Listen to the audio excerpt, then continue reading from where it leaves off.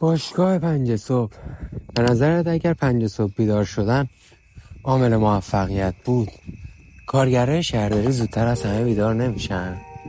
اونا نیستن که باید از همه موفق تر باشن، هم راه میرن، هم زودتر از بقیه بیدارن، هم فضای کاریشون یه جوریه که میتونن تو آرامش به کارشون برسن.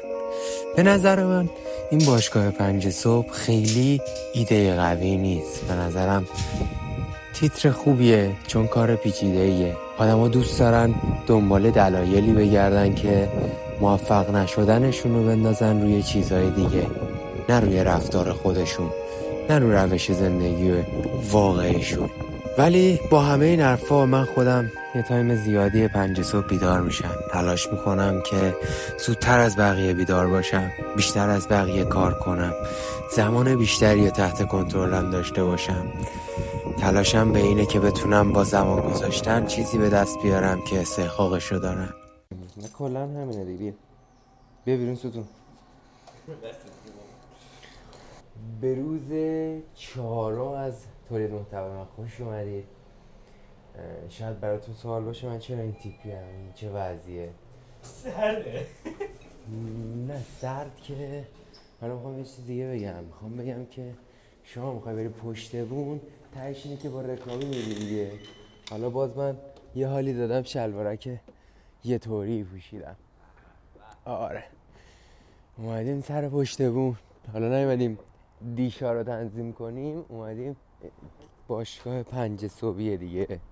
حالا ما 6 داریم میایم. یه تایم خیلی زیادی من این روتین 5 صبح خیلی جدی گرفتم. خیلی احساس خوبی هم میده وقتی مثلا انجامش میدی، ولی اینجوری نیست که همیشه جواب بده. و نکته بعدیش اینه که شروع پیدا کردن یه روتینه برای زندگی خودت. یعنی باید تهش به یه جایی برسی که یه چیزی مناسب شخصیت و زندگی خودت بسازی. مثلا من نماز شب یه فاکتور مهمه برام.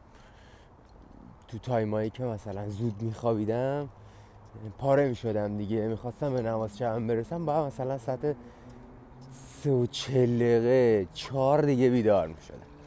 بعد دیگه شروع کردم بر مبنای نیازهای خودم این فاکتوراشو جابجا کردن، اون گلدن آور رو جابجا کردم. بعد تو ترکیه خیلی دیرتر آفتاب طلوع میکنه، مثلا الان ساعت 6 تازه کم کم اون ور آفتاب داره میزنه بیرون و نمیشد دیگه. یعنی مثلا اون مورنینگ روتین ساعت 5 صبح یه جوری گفته بود که میگفت آقا آفتاب داره طلوع میکنه، تو سعی کن طلوع آفتاب رو ببینی، انرژی شروع روز رو سعی کن بگیری.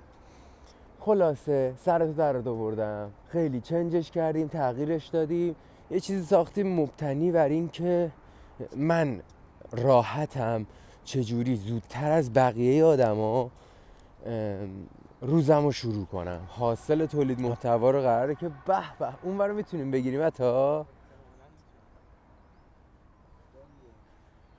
به به طلوع آفتاب. متشکرم که میتابی از این کس و شعرهای موتیویشن. ولی واقعا خوبه. حالا پارت صبح همینجا تموم میکنم. دنبال این لحظه بودم و این نور که اینو داشته باشیم تو ویدیو. خیلی شنبه‌ام نه؟ خیلی والا ننداختم، یعنی حتی از اون پشت داره اشاره میکنه به صورت کارگر. بس خفش یه بسه دیگه داداش 18 دقیقه. بیا پایین دیگه، بیا پایین. برو پایین کس نگو. خداحافظ. بریم پایین یه پیه میدیم به خشایار ببینیمش، یه چیت چتی میکنیم با هم دیگه و اگه کافی رو مودش باشیم یه کافی با هم میزنیم، میریم دفتر. امروز الان چک کردم دیدم خشی دیشب دیر آنلاین شده، در نتیجه احتمالا خشی رو نداریم.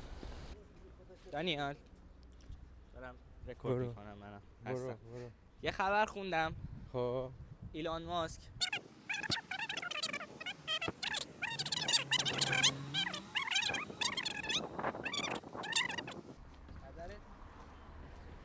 صحبت کنیم راجع به اینا. فقط بذار من متوجهشم چی گفتی دقیقاً. اگر کسی پرچم آمریکا رو از یه جا بکشه پایین پرچم کشور خودشو بذاره اونجا، یه بلیت رایگان برای اون آدم میگیرن و به صورت اجباری از آمریکا میفرستنش کشور خودش. خب چرا یکی باید این کارو بکنه؟ خب طبق خبرایی که الان اومده و کلی تایید زدن نسبت به مهاجران خیلی زیاد و نمیدونم یه سری جریانا. مهاجر یعنی کسی که داره میره تو آمریکا دیگه. آره دیگه. تو خودتو پاره میکنی. مثلا این فیمس حاجی بنده خدا خودشو جر داد، رفت آمریکا، نشست تو وی گفت من این کارو نباید میکردم. موقعی که داشتی میرفتی این کارو نمیکردی، حالا که رسیدی خوشکانت رفتی لس آنجلس، من نباید میومدم آمریکا. تو آمریکا تلف میشی. ایران خوبه برات، استانبول قشنگه. آره با دیگه گوهی که خوردی بگو نوش جونم. چی هستن؟ دوربین دیدی هول شدی؟ حالا ولش کن. آره ولی آخه مطلب همینه که دارم میگم دیگه. تو رفتی تو آمریکا دیگه کجا میخوای بری بهتر؟ خب پس چرا راجع به جنگ داخلی دارن صحبت میکنن؟ دیگه جنگ، ببین سایه یه جنگ عجیب غریب رو دنیا هست، میدونی؟ چون نسلی که در حال حاضر کنترل قدرت رو دستش گرفته دیگه زیادی همه چی داره، میدونی؟ یعنی قدرت کامل رو داره، خب ثروت کامل رو داره، شهرت کامل رو داره، اعتبار کامل رو داره، دیگه چی مونده که باید داشته باشه؟ وقتی یه سری آدم هستن که دیگه همه چی دارن، یه مقداری اینا خطرشون بیش از حد میشه. ولی من نخوندم این خبری که میگیری حتی. نه تو تراس نشسته بودم خوندم. آخه مثلا نمیفهمم چرا تو مثلا خودتو پاره کردی رفتی رسیدی آمریکا، بعد مثلا باید هزینه بذاری خودتو دوباره پاره کنی، بعد دوباره برگردی از آمریکا مثلا بخوای یه کار کنی اخراجت کنن بری یه جا دیگه. بیا با بچه‌ها بیا تو دفتر بریم دیگه، کامل داریم میریم، همیشه تا دمش اومدیم بقیه‌اش خودمون رفت. اونم باید نه همه رو محو کنیم دیگه، چون نباید قاعدتا میزنی واسه کنیم. الان آدرس داریم اینجا. آره دیگه اسم ساختمون که بود. بچه ها نیاید ما رو ترور کنیم. گم نکشی ما رو آرنولد شوارزنگر. بیر صدا داره میگیره. 1 2 1 2 1 حد بیشتر وقتمون رو تلف نمی کنیم، بریم ببینیم خبرها چیه. من کلا آدمی هم که فاندامنتال رو هیچ جوره قبول ندارم، ولی الان یه مقداری مود خستگی دوست داریم خوش بگذرونیم با عطا. What color is your Bugatti؟ fuck you. میهم بلاکچین رو باز کن. میهم بلاکچین رو باز کن. میهن بلاکچین آیا فعالیت شبکه دوچین متوقف خواهد شد؟ پلن بی امسال عبور قیمت بیت کوین از $100,000 اجتناب ناپذیره. حالا بذار راجع به پلن بی همینجا رو وایسیم. پلن بی یکی از تحلیلگرای واقعا مطرح کریپتوه. خب یه شخص ناشناسه، یه مدل تحلیلی داره که این مدل تحلیلی کسچرترین مدل دنیاه، ولی خیلی خوب ترند شده مدل تحلیلیش. چیه مگه؟ بچه ها میبینید الان دست منو؟ آره مثلا اینجوری میگه بیت کوین میره بالا صاف میشه، بعد دوباره میره بالا، بعد دوباره صاف میشه، بعد دوباره میره بالا، بعد دوباره صاف میشه. یعنی در نظر نمیگیره که نوسان داشته باشه بیت کوین بالا پایین بشه. خب واسه همین میگم کسچره دیگه. تا سال 2022 مدلش تقریبی کار کرد. خب یعنی میزان ریزشش نسبت به اون چیزی که رفته بود بالا خیلی درصد کمی داشت. ولی از 2022 که مثلا از 3 رفت 60، از 60 اومد 15، اون پلن بی مثلا تحلیلش کلا خراب شد و تحلیلش برای 2021 این بود که میریم برای مثلا $300,000. حالا الان اومده آره الان 2024 اومده میگه امسال $100,000 رد میکنیم. اون سال هم همین حرفا رو میزد. آره اون سال هم همین حرفا رو میزد. من خودم به شخصه برای تارگت عددی بیتو معامله نمی کنم. یعنی یا برای یه بازه زمانی مشخص میخرمش، خب، یا برای میزان سود مشخص میخرمش. هیچ وقت برای این معاملهش نمی کنم که بگم مثلا الان من $60,000 بیت میخرم که مثلا $120,000 بفروشم. میگم آقا من $60,000 بیت میخرم که 30% روش سود بگیرم. حالا بازم بستگی داره که کجا بخرم و اگه مثلا پارسال خریده باشم، خب پارسال $16,000 بخرم، میخرم که 200% بگیرم. میدونی؟ بعد مثلا اون 200% رو چی بهم داده؟ مثلا رو $45,000 بهم داده، فروختم. حالا دوباره میخرم مثلا 50% بگیرم. 45 مثلا دوباره میخرم 25 تا میاد رو 60 و مثلا 7 میفروشم. میدونی اینجوری یا این روش معامله بیت، یا این که بخری بذاری کنار بگی آقا من اینو دارم کلا، یا این که بگی تو این تایم میخرم تو این تایم میفروشم. که حالا معامله با تایم خودش یه سری ابزارهای تکنیکال رو چارت داره که خیلی قابل اطمینان نیستن از نظر من، و حالا یه سری روش های پیشرفته محاسبه زمانی هر چیزی هست که الان نمیخوام واردش شم دیگه. شبکه سوی به ادعاهای مربوط به عرضه توکن خود پاسخ داد.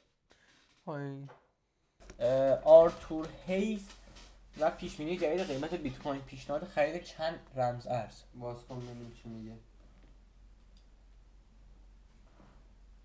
ببینیم چیا رو رمز ارزهایی میخرم. آها اینا رو بذاریم.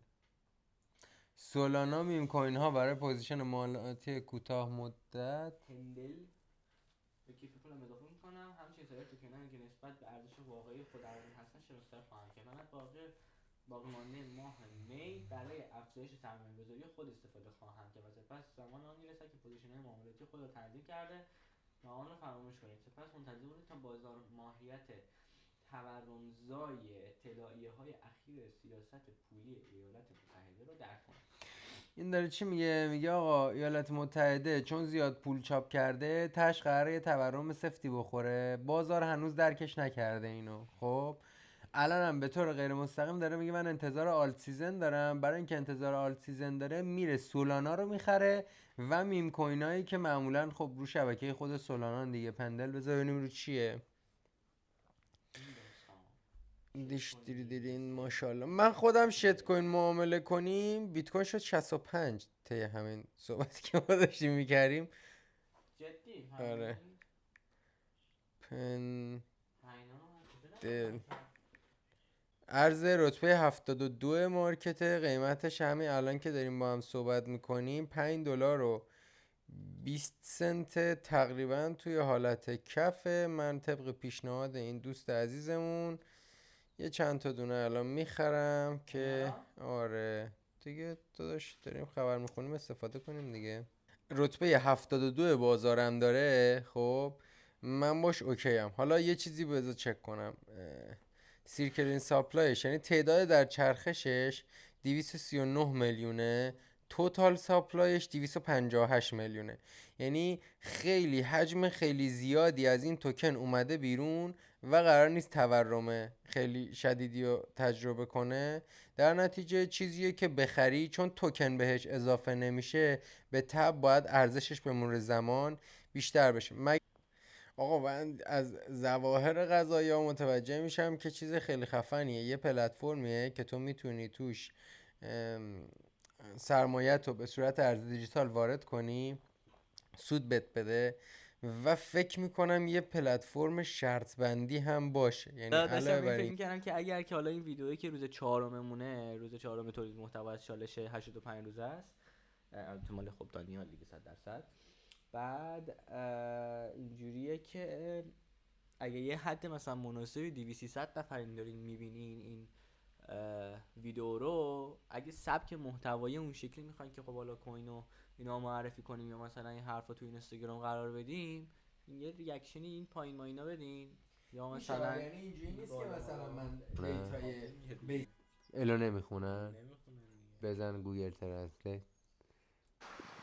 خب بچه‌ها دوربین دست من بود، توی دفتر بودم، بعد دانیال پیام دادش بهم، گفت ساعت 7:30 بیا اینجا، مثل اینکه بازی فوتبال ها نمیدونم کجا. بعد دارم میرم چند تا چیپس و پفک و پاپکورن و اینا بگیرم برم جای دانیال. So enjoy. A few moments later. چرا قاب اومد پایین؟ خب بچه آپلود ویدیو روز اول داره انجام میشه. روز اول خیلی تکلیف روشن نبود، خیلی ویدیو جدی نیست، ولی خب برای اینکه روند داستان درست درمون باشه و مشتی در بیاد داریم با همفکری و اصولی میبریمش جلو. با تشکر از مهشید و عطا. اینی هم که رو کله من میبینید مال اینه که یه چیزی میزنم، یه محصول موه. اگه تو یه ماه آینده موام بهتر شده بود بهتون میگم بخرید بزنید عشق کنید.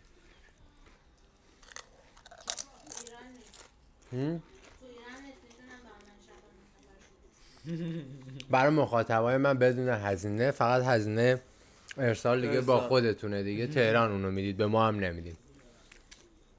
تو هم میذارید من خودم چنج میکنم، اکسچنج هم نمیدید، براتون میخرم میفرستم. ولی کامنت بذارید، لاشیش نکنید.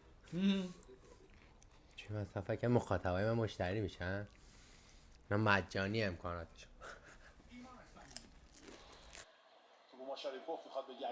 یه آپدیت نعمت بیت هم بدم از اون موقع که دفتر صف بود 65 و 500 بود، الان 63 و 300.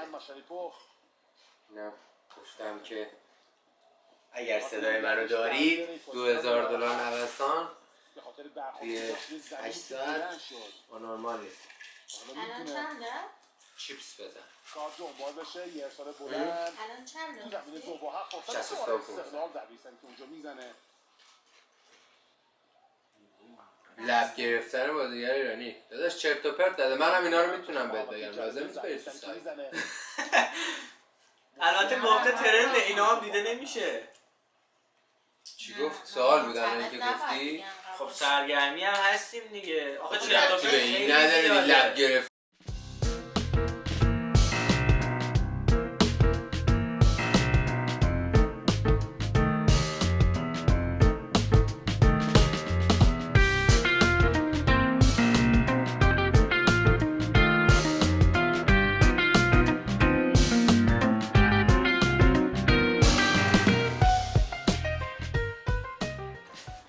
خب بچه ها اینم آخر ویدیو امروز. دیگه کار دیگه نمی کنی. یه ساعت دیگه بازی که تموم بشه میگیریم میخوابیم و ویدیو هم که ایشالله تا صبح آپلود شده و بس است دیگر بس است.